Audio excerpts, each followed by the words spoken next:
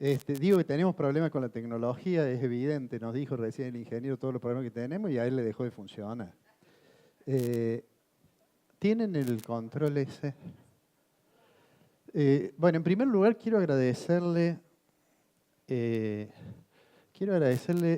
la gente de AFAMAC, en la persona del presidente, que me hayan invitado a dar mi opinión sobre economía, sobre lo que nos pasa en la Argentina. La economía es un territorio de opiniones, de manera tal que es altamente probable que en muchas cosas coincidamos y en otro montón de cosas no. Cuando le puse el título, cuando hablamos con la gente de AFAMAC, y puse esto de la macroeconomía, la macroeconomía, más allá de la originalidad, digamos, era porque quería remarcar de que hemos asistido a un cambio, como muchas veces en la Argentina, de régimen económico. Un cambio muy significativo. Ustedes en este sector además lo han experimentado directamente porque el cambio tuvo mucho que ver con el sector agropecuario y consecuentemente con ustedes, tal cual recién nos explicaba el ingeniero. Pero lo quise poner así porque creo que uno de los problemas que tenemos en la Argentina, uno de los rasgos que nos distinguen, es que hemos tenido muchos cambios a lo largo de nuestra historia. Es muy frecuente que pasemos de una situación de expectativas muy esperanzadas, expectativas muy altas cuando hay un cambio, y al poco tiempo hay una especie de reversión de esa expectativa porque los resultados son mucho más modestos de los que esperábamos. Yo voy a tratar de no demorar mucho tiempo para no alterar, pero digo dos cosas históricas nada más. Si uno analiza estos cambios bruscos que ha habido, hay dos variables que yo diría que siempre son indicadores de esos cambios. Una variable es lo que pasa con el nivel general de precios. Argentina desde mediados del siglo pasado, en particular después de la Segunda Guerra, empezó a tener una tasa de inflación que era más alta que en el resto del mundo. Y a veces nos olvidamos, pero entre el fin de la Segunda Guerra y el año 1973, la tasa de inflación promedio de la Argentina fue 30% por año. Y ese 30% por año, además de ser una tasa elevadísima, era una tasa muy volátil. Aquí algunas personas, porque hay muchos jóvenes, pero hay algunos así de mi edad, que seguramente deben recordar cuando en el año 58 asumió el presidente Frondizi, la tasa de inflación era 30% en el 58, en el 59 fue 113% y en el 60 fue 27%. Obviamente no le voy a explicar a ustedes lo que es tomar decisiones en condiciones de incertidumbre.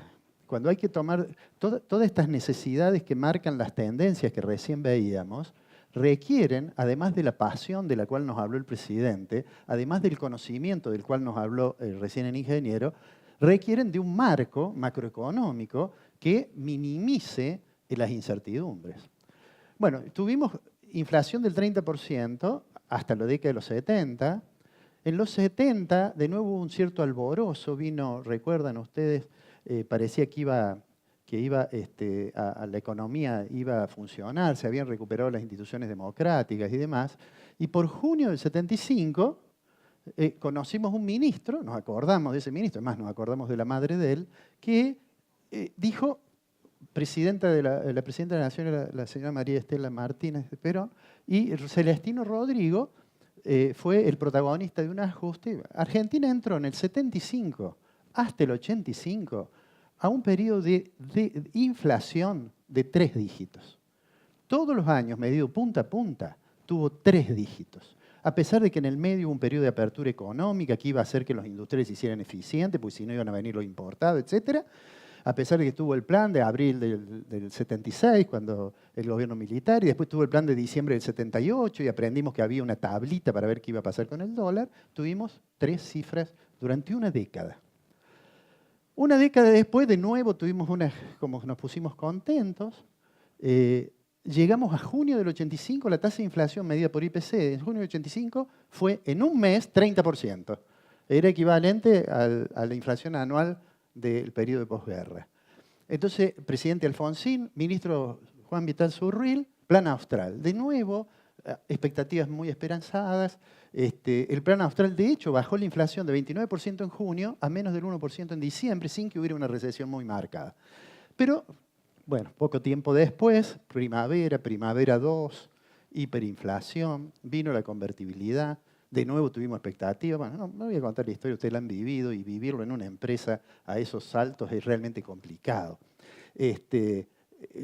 La convertibilidad, hubo un momento que creíamos, bueno, ahí conocimos casi en su casa a Mickey y a Donald, eran como de la familia, viajamos a Miami, éramos los árabes de Sudamérica. Bueno. Digo, esa variable es una variable que nos muestra los saltos de la Argentina. La otra variable es el tipo de cambio. La otra variable es el tipo de cambio. Si un economista no habla del dólar, casi que después no puede cobrar los honorarios, así que vamos a hablar de eso después. Pero quería decirles por qué somos un país así, que tiene cierta cosa especial. No es que nosotros creemos que somos especiales y los otros son iguales. En términos económicos, digo, si ven ustedes cómo evolucionó en las últimas décadas la economía, muy rápidamente. En las últimas décadas, bien, en las últimas décadas no anda esto, ¿eh? En las últimas décadas, a mí quería mostrarles un cuadro. Un colega que es bastante conocido, que es Dante Sica, ha preparado un trabajo y me mandó, supongo que va a salir como libro, con unos números que creo que son interesantes revisarlos por un instante. Miren, entre 1983 y 1990 Argentina tuvo una inflación del 950%. Eso está obviamente impactado por la hiper, ¿no? Pero si ustedes se fijan, lo vamos a hacer rápido, de todo ese periodo, salvo el periodo 94-2002, Argentina tuvo siempre más inflación que Brasil, más inflación que Chile, más inflación que el mundo. Ese dato de la inestabilidad de precios tiene consecuencias sobre el proceso de toma de decisiones, tiene consecuencias sobre la puja distributiva y tiene obviamente consecuencias sobre la superestructura política. No hace falta que contemos qué pasa cuando se dispara la inflación con los gobiernos que a veces tienen que ir antes, ¿no? Bueno, entonces este cuadro, insisto, cito porque todavía no está publicado, es de ABCB, que es la consultora de Dante, SICA. Entonces, eso es una... Vean esto otro. ¿Qué quiere decir eso? Allí está, en ese punto, está puesto igual a 100 en el 83, cuando recuperamos la democracia, igual a 100 el Producto Interno Bruto per cápita. ¿Qué es lo que es eso? La cantidad de bienes y servicios que genera cada país en un año dividido por la población. Y fíjense lo que nos pasó. Nosotros, ahí, a ver si lo puedo poner, ahí está Argentina, 143. ¿No? Eso está a valores constantes de 2015 y corregido con una cuestión que es el poder de compra. 143. Fíjense que salvo el caso de México está muy parecido y el socialismo del siglo XXI, que está en 106, que es Venezuela. El resto le fue mejor. Nosotros en eso somos, claramente hemos tenido una decadencia en términos de lo que podríamos comparar en la región. Bueno, pero fíjense, ahí está la crisis del 2001-2002. Que fue una crisis muy profunda y que yo creo que marcó un punto que cambió estructuralmente la economía. Quiero marcar otro punto ahí, que es esa. Ahí, eso, 2008-2009, la crisis de los derivados financieros. Se disparó la crisis, se cayó Lehman Brothers, etc. Nosotros acá, en Argentina, los funcionarios decían, no, nosotros estamos bien. Porque como hemos defaulteado la deuda, y nadie nos va a prestar plata, no estamos integrados al mercado financiero y ese es un problema del mercado financiero, lo cual además demuestra una gran ignorancia sobre la vinculación que hay entre el mercado financiero, las variables monetarias y las variables reales de la economía mundial, además era una irracionalidad en ese momento, ¿no? Y de hecho, bueno, al periodo siguiente, Argentina cayó el producto, y cayó el producto por habitante. En esa época yo solía decir lo siguiente. Yo tengo una casa en Escochinga. Los incendios siempre traen problemas. Bueno, yo solía contar en esa época, decía, es como si cada vez que había un incendio me encontraba con alguien, iba a la facultad y me decían, che, ¿qué te llegó a tu casa? Entonces yo decía, con Argentina diciendo pobres norteamericanos tienen crisis, nosotros no tenemos problema porque no estamos en el mercado financiero, era como si cuando a mí me preguntaban, che, ¿qué tal? ¿Llegó el incendio a tu casa? Yo le dijera, no, yo no tengo problema si se me quemó el año pasado. Es decir, era una respuesta irracional, un error de diagnóstico grave el que allí cometíamos. Pero bueno, sigamos con esto. Después de la crisis del 2001, que tiene muchos factores para explicar, impericia, digamos, no nos vamos a detener en eso, ¿no? Pero que es un punto también en el cual grandes expectativas se derrumbaron. El gobierno de aquel momento, el presidente de la Rúa, había asumido con muchas expectativas. Y es más, había dicho que iba a sostener la convertibilidad, ¿no? Y bueno, el tipo de cambio estaba atrasado, la soja, el precio era menos de $200, el déficit fiscal se acumulaba, el sector externo tenía una restricción gigantesca. Suelo decir que lo único que le faltaba de la Rúa es que no le arrancara el helicóptero. La cuestión es que objetivamente se derrumbaron de nuevo las expectativas y de nuevo un periodo de frustración.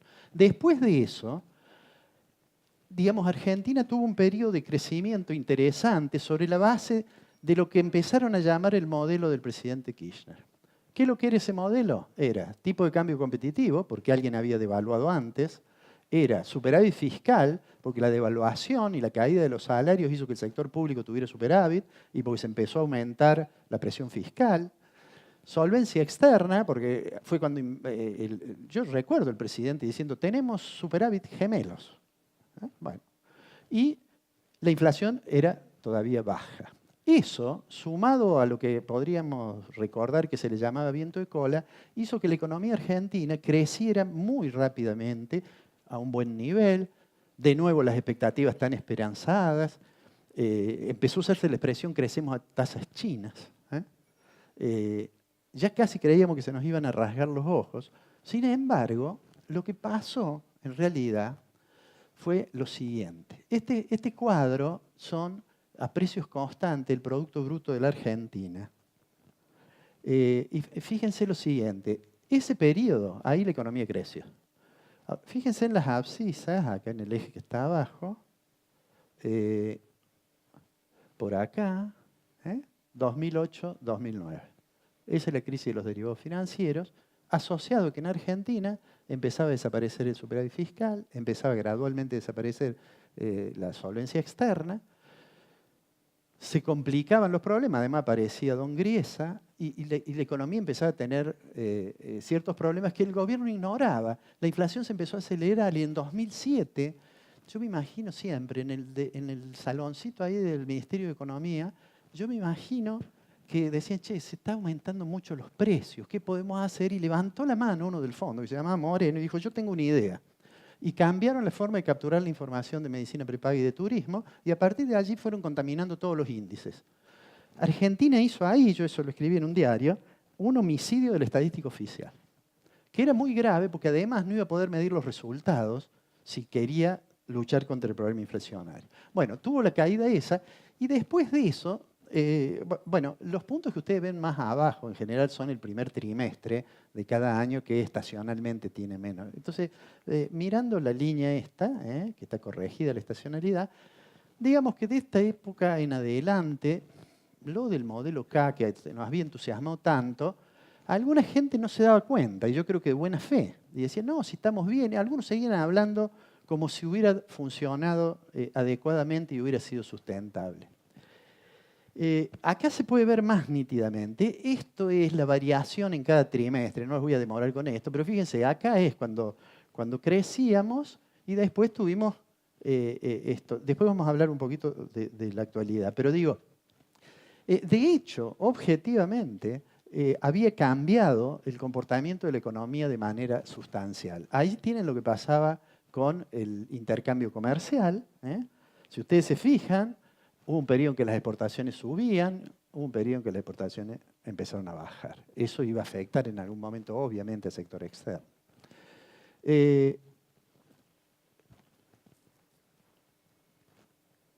Adicionalmente, por un lado íbamos a perder el superávit del sector externo y el gemelito, que era el superávit fiscal, se diluyó más rápidamente aún. Eso es el resultado primario, es decir, el resultado de ingresos menos gastos del sector público antes de atender los servicios y la deuda, que tenemos acá. Fíjense lo que ha sido la evolución de eso. Es decir, que todo eso que eran fundamentos sólidos aparentemente del modelo que se empezó a llamar modelo K desapareció. ¿Por qué desapareció? Ese dato es bastante claro. Miren, de 1983 hasta el 2003, el promedio del gasto de la nación, de las provincias, como porcentaje del Producto Interno Bruto, era más o menos 28%. La crisis del 2001 lo hizo caer al 25%, apareció superávit fiscal por eso, pero fíjense a dónde llegamos después. Llegamos a 44%. Eso de alguna forma hay que financiarlo. La nación tiene recursos para financiarlo. ¿Cuáles son? Aumenta los impuestos, aumenta la presión fiscal, emite o toma deuda. No hay en eso otra cosa. Las provincias no pueden emitir deuda, no pueden emitir dinero, se endeudan, crean algunos impuestos nuevos. Los municipios crean alguna tasa nueva. Entonces, lo que en realidad ocurrió fue que se agotó ese modelo porque pasamos del tipo de cambio competitivo al atraso cambiario, del superávit fiscal al déficit fiscal y de la solvencia externa a la restricción externa. ¿Qué pasó con eso? Que entonces la economía se estancó y se aceleró la inflación. Eso fue, y empezó a decirse, che, hay que cambiar. De nuevo las expectativas habían resultado, digamos, frustradas. El brillo de ese modelo, me he tomado acá la libertad, les voy a mostrar una foto que usé en el año 2013. En el año 2013 vino a Córdoba Martín Lustó, el ex embajador, pero vino a dar una charla, compartimos una charla sobre economía. Yo ese día usé una foto, era el 2013, todavía había funcionarios que creían que el modelo funcionaba y lo puse porque recordé qué es lo que había hecho. Yo puse esa foto en el medio de la charla, ¿no? Lustó, pobre, que ya me miraba como diciendo... ¿Por qué puse esa foto? Porque le dije lo siguiente. Imagínense ustedes que en este cielo lindo que tenemos en Córdoba, una noche, cualquiera de los varones que estamos acá, bien acompañados, miramos el cielo y vemos esa estrella. Esa estrella vista desde Ascochinga. Y supóngase que así como una especie de arranque de romanticismo a la persona que nos acompaña, le decimos, mira qué bella es que es la estrella, aunque siente celos de tu belleza. Uno queda bien, está bastante bien para que lo diga un economista, ¿no es cierto? Bastante romántico. Ahora, si esa persona es egresada del FAMAF, es astrónoma, nos va a decir, nos va a romper el clima de romanticismo y decir, no, pues si esa estrella no está más. ¿Cómo no está más si la estamos viendo? Estamos viendo el brillo, estamos viendo el estertor. Entonces, cuando Lustó me dijo, ¿qué tiene que ver con la política económica? Le dije, la estrella es la política económica del gobierno kirchnerista. No estaba más en el... No nos habíamos dado cuenta todavía, pero estábamos viendo un brillo que llegaba, pero que ya no existía. Entonces, llegó el momento que volvimos a cambiar el modelo, ¿no? Y de nuevo las expectativas fueron muy favorables y llegó, por eso yo le puse la macroeconomía. De nuevo una euforia, una alegría. El gobierno dijo, con 2 o 3 cositas nosotros esto lo arreglamos. Prepárense para el segundo semestre, no se preocupen que ya llega, vayan renovando las tarjetas de crédito, en fin, bueno. De nuevo la expectativa esa era muy, digamos, era muy optimista. En realidad lo que iba a hacer el gobierno no era muy distinto de lo que hubiera hecho otro gobierno. Aunque hoy uno puede escucharlo al, creo que es licenciado ahora Scioli, decir que él hubiera hecho otra cosa, si uno lo escucha a Bain, que es un economista muy reconocido y que a veces parece oficialista, dice que iba a hacer, con diferencia, por supuesto, una cosa parecida. Por supuesto, que Scioli diga no voy a hacer lo mismo, tiene la fortaleza que él era el que lo iba a hacer, o sea que habría que creerle, ¿no? Yo que creo que iban a hacer una cosa parecida, tengo la fortaleza de que no me hace falta mentir por razones políticas. Y seguramente había que tomar los elementos que el gobierno le empezó a llamar la herencia. Tenía que ver qué pasaba con el tipo de cambio que se había trazado, tenía que ver qué pasaba con la inflación, qué pasaba con el nivel de actividad. El sector privado había dejado de crear puestos de trabajo 2 años antes, el sector público había aumentado 1 millón de empleados en la última década, el déficit fiscal era muy grande y la restricción externa, diga lo que se diga, había que arreglar el frente externo. Ahora bien, ¿Cómo evoluciona eso? Miren, esa es la evolución de la inflación. Este dato es del IPC nacional que informó ayer el INDEC. Por suerte ahora tenemos la posibilidad de tener indicadores más verosímiles. Este es el IPC de Capital Federal y con los partidos circundantes. Pero bueno, ahora vamos a contar con el IPC nacional. Bueno, está claro que la tasa de inflación está bajando. Uno puede gustarle o no al gobierno, pero está bajando. Lo cual parece un logro del gobierno. El gobierno además unificó el mercado cambiario en diciembre y lo modificó sin demasiado trauma. Yo siempre recuerdo, Bain dijo, aquí en Córdoba, que si unificaba el mercado cambiario, el tipo de cambio se iba a 20. No había muchas razones objetivas para que fuera 20, porque si uno miraba cuál era el dólar implícito en las operaciones de la bolsa, no era 20. Y de hecho no fue 20. El gobierno sí se equivocó, que creyó y estaba convencido, el entonces ministro Alfonso Prat-Gay estaba convencido que la economía ya había ajustado los precios al nuevo dólar, porque el otro dólar no existía, el de 9 y fracción, pero en realidad los precios sintieron la modificación de eso que fue en última instancia una especie de devaluación.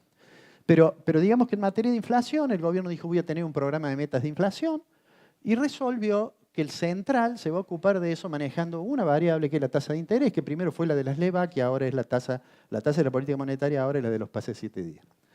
Bueno, eso más o menos le fue bien. ¿Qué pasó con el nivel de actividad? Una tasa de interés alta,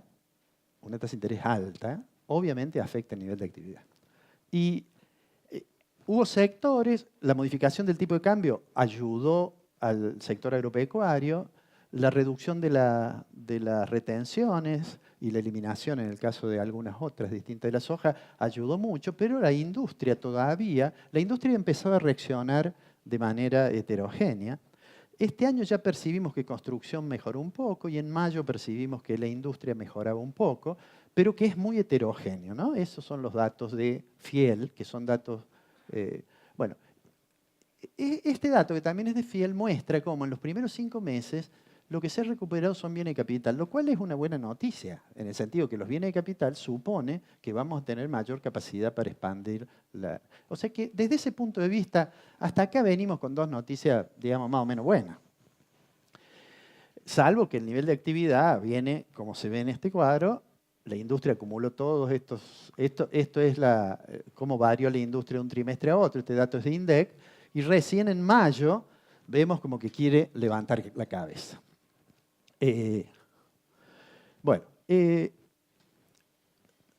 Acá empezamos a ver un dato un poco más complicado. Es el intercambio comercial de 2017.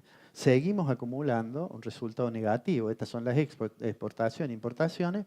Seguimos con un resultado negativo en el balance comercial de la Argentina. Eso se expresa como una mayor presencia, obviamente, de productos importados. Si en esas importaciones hay muchos insumos, puede ser también un indicador de que hay sectores que están importando porque están viendo la posibilidad de que mejore el nivel general. El dólar, eso digo, uno siempre habla del dólar. No hace falta que yo les explique qué es lo que es un atraso cambiario. Los otros días, la semana pasada, cuando empezó el movimiento de dólar, bueno, los diarios ya dicen qué pasa con el dólar. Tenemos además psicológicamente, creo yo, algo con el tema del dólar. Yo el otro día salía de la obra social de la Universidad de DAS, porque hay un señor que cuida los autos. Y entonces le digo, bueno, ¿cuánto es? Y me dice, bueno, ahora es 15, doctor, porque vio lo del dólar. Sí. Y él lo dice porque está muy acostumbrado, que muchas veces no lo habrá dicho y cuando fue a comprar el pan estaba más caro. Entonces, pero sin embargo, digamos, esta es la evolución. Desde que tenemos índice de precios no morenizados, de abril del 16 hasta ahora la tasa de variación, esta es la variación que ha tenido el dólar, 113.5, y esta es la variación que ha tenido la inflación, 133. Hay algún atraso. Ustedes probablemente lo perciban mucho más rigurosamente que lo que puedo mostrarles yo ahí en su propia actividad cotidiana, los que exportan o los que tienen que comprar insumos industriales. Y ustedes en general lo que tratan de ver es decir, bueno, ¿cómo estamos con el tipo de cambio real? No vamos a explicar eso, todos ustedes lo conocen. Esta es la evolución del tipo de cambio real. Miren, fíjense, eso que está ahí es la convertibilidad. Este tipo de cambio, ¿cómo está hecho? Está hecho haciendo que diciembre 17 del 2015, que fue la unificación del mercado cambiario, sea igual a 100. A ver cómo quedó ese tipo de cambio en relación a otros momentos. Entonces, cuando vemos el periodo de la convertibilidad, desde el 97, cuando se empezó claramente a trazar el tipo de cambio durante el periodo de la convertibilidad, estábamos acá abajo. Vino el 2001, estalló la economía y vino esa parte que diríamos del K exitoso, entre comillas. Exitoso pero no perdurable, pero exitoso. Fíjense el tipo de cambio, el nivel en que estaba. Usted le suma a este tipo de cambio el precio internacional de los productos que exporta Argentina, la mejora de los términos, y bueno, este es el mejor de los mundos. Hay que saberlo aprovechar, nada más. Bueno, y bueno, después entonces empezó a caer el tipo de cambio, es lo que yo llamo el modelo K agotado, y ahí tiene, bueno, la devaluación K, le pueden decir K por Kirchner o K por Kicillof. ¿Se acuerdan? En enero dicen que el presidente del Banco Central no le avisó, el de la mesa le dijo, che, me están llevando puesto al mercado, bueno, solta el tipo de cambio. Y salió Kicillof a explicar de que eso no iba a afectar los precios, que es lo mismo que explicó cuando devaluó Macri, nada más que a la -1. ¿Por qué? Porque iban a aumentar los precios. Bueno, entonces, y después ahí está la unificación del mercado cambiario. Entonces, fíjense que no está tan mal este tipo de cambio. No es el del aquel, pero está un poquito arriba de lo que teníamos en la convertibilidad, está bastante más arriba. Bueno. Ahora, después de eso tuvimos inflación, bueno, el tipo de cambio estuvo un poquito anclado, quizás no por una decisión discrecional, sino por la abundancia de dólares. Y bueno, estamos en 89.8. Bueno, el 89.8 es un promedio, ¿no? Siempre le digo a los alumnos, tengan cuidado, porque los economistas hablamos con promedio y eso tiene sus riesgos. Digo, si tengo un pie puesto en un balde que tiene brasas encendidas, el otro pie lo tengo puesto en un balde que tiene hielo seco, y viene alguien y me dice, ¿cómo siente la temperatura de los pies? Y en promedio estoy bien, pero me amputan las piernas, ¿no es cierto? Bueno, entonces, uno podría abrir esto un poquito más y decir, bueno, ¿cómo estamos mirando país por país? Es decir, tomando en cuenta nuestra evolución del tipo de cambio nominal y nuestra inflación y la evolución del tipo de cambio nominal y la inflación de los países de nuestros principales socios comerciales. Y bueno, y acá tenemos, con Brasil estamos más o menos, ¿no? No se ha deteriorado tanto el tipo de cambio porque ellos han tenido ajustes, bueno, han tenido inflación también. Con Estados Unidos estamos 16 abajo, con China 19 y con la zona del euro 13. Esto ya sí es un problema. Esta ya no es una noticia tan buena. No estoy diciendo que haya que devaluar, pero esa no es una noticia tan buena. Con China, estar 20 abajo, un país que además tiene una agresividad comercial increíble, es un problema. Es un problema grave. Y muchos industriales les preocupa que eso vaya creciendo y que lo desplacen del mercado. Para el que produce productos transables, que venden en el mercado interno, eso es un problema. Más de uno debe soñar que se despierta, abre la puerta y hay un chino en la puerta, ¿no? Pero no es tampoco fácil de resolver porque el tipo de cambio, en la forma en que está funcionando ahora, hay una gran entrada de dólares porque hay dólar financiero, porque la tasa de interés alta de la política monetaria hace que entre en capitales financieros porque es un buen negocio colocarlo en moneda doméstica y a su vez ese déficit gigantesco que vimos, el Estado tiene tres formas. Aumento de los impuestos, imposible, la presión fiscal está altísima en la Argentina. Emito, no, porque la política del central, que es preservar el valor del precio para luchar contra la inflación, no puedo estar monetizando todo el déficit. Bueno, entonces, ¿qué hago? Traigo dólares. Y si traigo dólares, aumenta la oferta de dólares, y entonces esto explica que el dólar, digamos, se atrase un poco más. Bueno, yo que creo, ¿qué cosas me hacen cierto ruido de la política actual?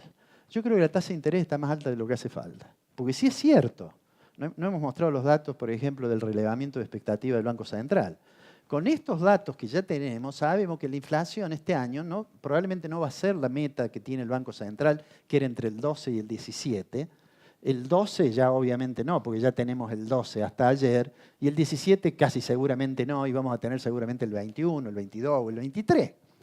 Ahora, Si es el 21 y mantengo la tasa de la política monetaria en 26,25, 26,25, que es lo que la mantuvo el martes, ni qué hablar si en los meses siguientes es cierto lo que dice Duhovne de que vamos a tener 1% menos. Si vamos a tener una tasa de inflación que esté dentro de las metas del central, la tasa de interés positiva de ponerla al 26% es una cosa cruel para el nivel de actividad. Entonces creo que allí hay un problema, además de problemas, digamos, creo yo, para hacerla. Yo no estoy muy de acuerdo con que haya tantos ministros así de economía, ¿no? Porque en realidad el ministro Duhovne asumió un ministerio chiquito y si alguien le pregunta al ministro, ¿qué vamos a hacer con la tasa de interés? Dice, espérese que le hablo a Federico, al Banco Central. Y si le preguntan, ¿y qué pasa con el dólar? Espérese que le hablo a Federico. Y si le preguntan, entonces es un ministerio muy recortado. Probablemente en Suiza no sea mala idea tener dividido, no sé cómo lo tendrán, pero en Argentina cada vez que tuvimos problemas hubo un ministro de Economía fuerte. Uno puede no gustarle el ministro que estaba. Alguien puede acordarse de marzo del 67 de querer Bacen y decir no me gustaba. Otro se puede recordar de Surruil y decir no me gustaba, o de Cavallo y no me gustaba. No importa, pero era un ministro. Ahora hay, digamos, el ministro de Economía actual es casi un comentarista de la economía. Yo creo que él debe haber un sacudón tremendo de ser un buen comentarista, cuando estaba con Pañi, a tener que tomar decisiones sobre instrumentos que no maneja, porque dependen del Banco Central. De todos modos, bueno, yo qué es lo que creo que eso en algún momento lo tendrá que corregir el gobierno y yo diría que vamos a tener una recuperación que ya se insinúa, pero que va a ser muy moderada, va a ser moderada. La estimación que hay en el relevamiento de estadística del Central le da un crecimiento del producto para este año de casi 3%, 3 y pico. A mí me parece un poquito alta, puede ser, pero y además va a ser muy heterogénea. Y va a ser muy heterogénea por el problema cambiario y porque además el sector que primero se recuperó, que es el sector agropecuario, tiene eslabonamientos con algunos sectores industriales y con otros no. Entonces me parece que va a ser una recuperación heterogénea. La tasa de inflación va a bajar, sigue bajando, tiene un costo, como dicen a veces algunos economistas del norte, dicen no hay desayunos o almuerzos gratis, todo tiene un costo. Bueno, el costo que estamos pagando es una tasa de interés muy alta que impacta negativamente sobre las posibilidades de recuperación. El segundo semestre del año pasado puede hacer que venga este año, pero ha sufrido una mora en ese sentido. Y finalmente, creo que el tipo de cambio va a seguir atrasado. Creo que no hay que temer de que se vaya a disparar, porque si se disparara, primero porque hay mucha oferta. Si hubiera una crisis política de magnitud, probablemente habría movimientos en el mercado cambiario. Pero el gobierno tiene al menos dos instrumentos muy poderosos. Uno es la tasa de interés. Aunque no lo diga, cuando tiene una tasa de interés alta, obviamente los que participan de esos mercados, de su portafolio, lo pasan a moneda doméstica y no a dólar, si la tasa de interés conviene. Y en segundo lugar, tiene otro instrumento muy poderoso, que es que hoy el Banco Central tiene casi 48.000 millones de dólares de reserva, y termino, y Argentina en una época tuvo 50.000. Ahora hay que saber que en 2 años, cepo mediante, perdió 20.000. Pero ahora tiene 48.000, de manera tal que yo creo que va a transcurrir el año con el tipo de cambio todavía atrasado. Y el tipo de cambio se va a recuperar cuando la economía argentina esté estabilizada, pero para eso todavía seguramente falta un tiempo. Queda un capítulo, no voy a hablar ahora, pero que es un gráfico que yo mostré que es sobre el déficit fiscal. La cuestión fiscal es una cuestión importante. Si no se resuelve eso, no se puede bajar la presión tributaria. Si no se baja la presión tributaria y no se baja el déficit fiscal, es difícil pensar que la economía progrese, porque cuando el Estado toma recursos, en realidad lo que hace está quitando recursos del sector privado. Como la productividad media del sector privado es más alta que la del sector público, la economía crece menos. De manera tal que ese es el escenario que veo, sin perjuicio de que hay sectores que van a andar mejores que otros. Le vuelvo a agradecer a la gente de AFAMAC por dar estas opiniones y si alguien quiere formular alguna pregunta, que me la haga. Muchas gracias.